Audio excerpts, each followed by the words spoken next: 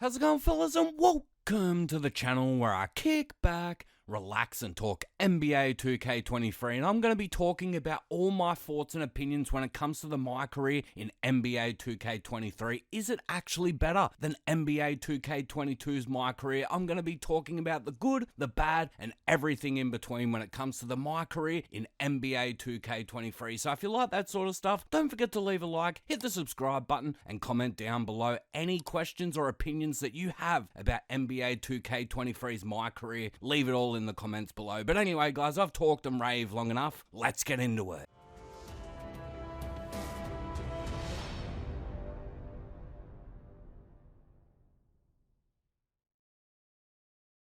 So is the Mycareer better than last year? Is the game worth getting? Or should you just stick with last year's Mycareer? There's a lot of copy and paste here, fellas, this year. There really is. With a couple of new features sprinkled in. Some good, some bad. But was it enough? Because the Mycareer is a huge commitment the last 2 years. Just running around the city. Hours and hours and hours have to be put in just to complete the Mycareer over the last 2 years. It will pretty much be the same experience, though, fellas, as last year. It really will be, which is a huge shame.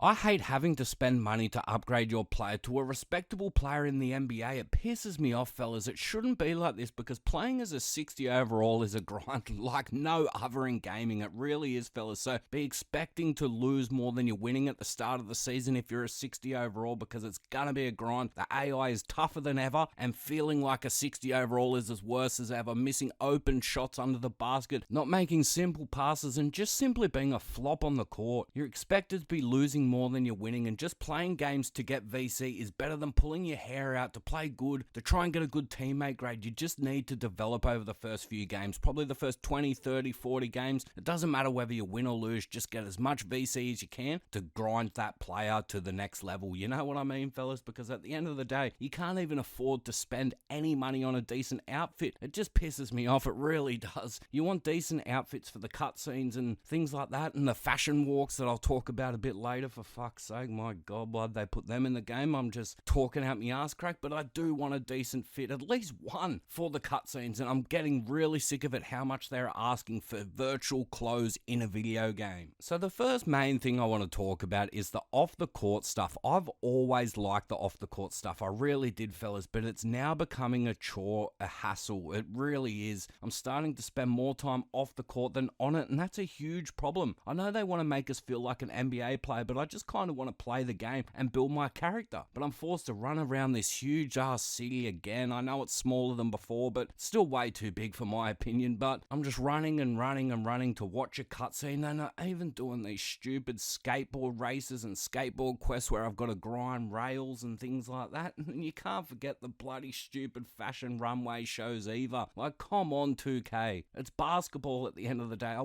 don't want to be doing this shit. And like I said before, if I'm spending more time off the court than on it, it's becoming a huge problem. So let's talk the stadium, fellas. This is one of the brand new features in NBA 2K23's Mycareer, and it is fun for the first couple of times, but just like the city, it becomes a hassle very, very quickly to do this every single game. 82 games of the year, doing all the quests. It gets beyond a joke. It really does take you out of the immersion, having to run to a cutscene every single time. I just like to finish the game and the cutscene loads up and I'm still in the immersion of playing the game. I don't have to run for 2-3 minutes, and it just annoys me more than it helps me, and it just gets annoying, fellas. It really does. This stadium thing was a good idea on paper, but it just really gets old very, very quickly. So the next thing I want to talk about is story and cutscenes. The story has its moment, fellas. It really does. I do like having to win over the fans, but the dialogue again is just so bad, fellas. None of the players have any personality. They pretty much talk and sound like NPCs. The only person that has actual character or personality is Ashley. But other than that, everybody just sounds like they're reading from a script. Nobody has any changes in tone, nothing. Just looks like they're reading from paper year after year. Kendrick Perkins, I do admit, has got better than the last 2 years that I've seen him. He does sound more real this time, but at the end of the day, it's just the worst dialogue. It sounds like it's been written by a 12-year-old. It really does. And doing the same quests as last year, like the rap and the fashion, like I said before, before, it's pretty much the same as last year, but just different faces. You go down the exact same path as last year, brick by brick. I must admit, fellas, I haven't played all the story. I will do a full-blown review when I've completed the story, and hopefully it gets better. I really do, because the first few hours of playing this game is torture. It really is at some stages. How long the cutscenes go for between quests, it gets beyond a joke. As I said, you're spending more time off the court than what you are on the court. When you're like me and doing all the quests and watching all the cutscenes, it becomes a chore very, very quickly. And this boss battle shit, it's really corny, fellas. It is something new, but it does get annoying. We ain't playing World of Warcraft, we're playing NBA 2K. So the last thing I want to talk about when it comes to off the court stuff is just the interviews again don't really mean anything other than the leadership goals and which ones you can unlock through leadership points or whatever you want to call them. There's no real decisions to be made early that will affect your career. But just like last year, everybody seems to have the same story experience regardless of what you pick. And that shit sucks, fellas. There's got to be different paths. If they want to make this a true RPG, give us different story paths that one player can receive one thing and another player can receive another, which would create different story experiences for different players depending on what they choose throughout their careers. So the next thing I want to talk about is the gameplay, and I really do like the gameplay this year. It is fresh, it is new. It could get dull and stale very quickly, but at this stage I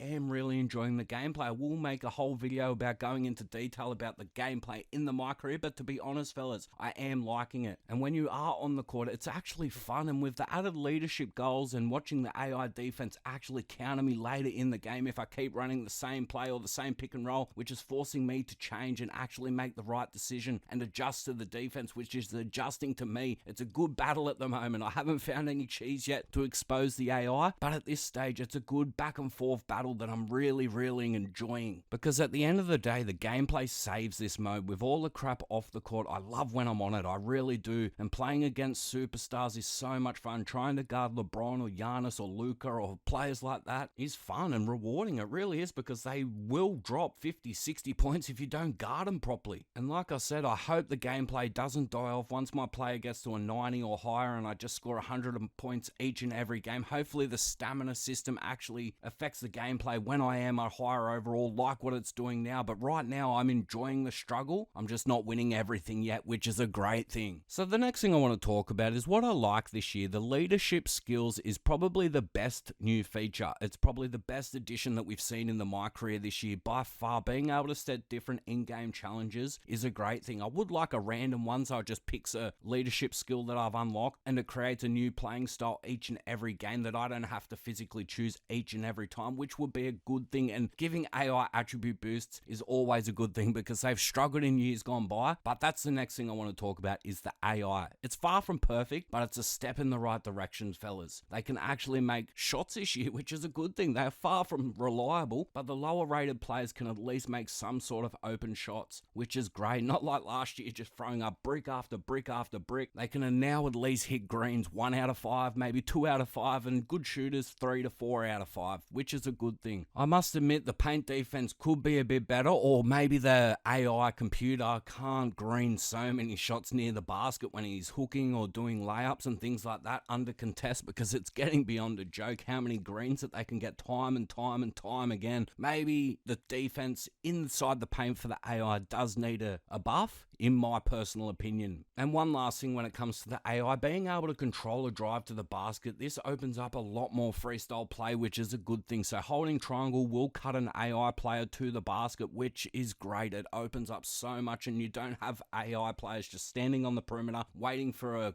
play to be called. They actually try and do stuff this year, which is great. So the last thing I want to talk about when it comes to what I like this year, just something little, and that's the subway stations. Anything to make getting around this city easier is a great thing. It's smaller than before, but it's still a chore. Running from shops just to buy clothes, and then running to the training facility, Chris Brickley's facility, and you're just running all over the place. So having these subway stations, if you're one of those people that are doing the quests, saves you a ton of time. So the last thing I want to talk about is just a few final thoughts and what do I think of NBA 2K23's Mycareer this year? Is it a step forward? Is it worth it? Is it worth the grind? Not really, fellas. Look, if you're a diehard Mycareer fan, yeah, you'll probably like it and enjoy it. But if you are unsure whether to buy it or not, that's your answer. If you're unsure, probably don't, because this is a huge commitment this year. And starting off as a 60 overall really does ruin the experience for a lot of players. Like I said, it's a huge commitment. And doing all the quests, playing all the games, be prepared for a very, very, very long Mycareer. And if that's your thing, that's cool. But it's not my thing, fellas. I want a few cutscenes, I want to play a couple games, and play one season. If you're here for the long run and want to play multiple seasons, this game could be for you. But if you don't and just want a quick, fun experience, this game ain't it. Because like I said, the story is long with the same end goal as last year. The same thing. You just do the rap stuff, you do the fashion stuff. It's just the same old thing, just different faces. But anyway, guys, I've talked and raved long enough. If you do like these rant, raves, reviews, whatever you want to call them, don't forget to leave a like, hit the subscribe button, and comment down below any questions or opinions or anything that you have when it comes to Mycareer in NBA 2K23. Leave it all in the comments below. But anyway, guys, I've talked and raved long enough. Leave a like, comment, subscribe, and I'll catch you later.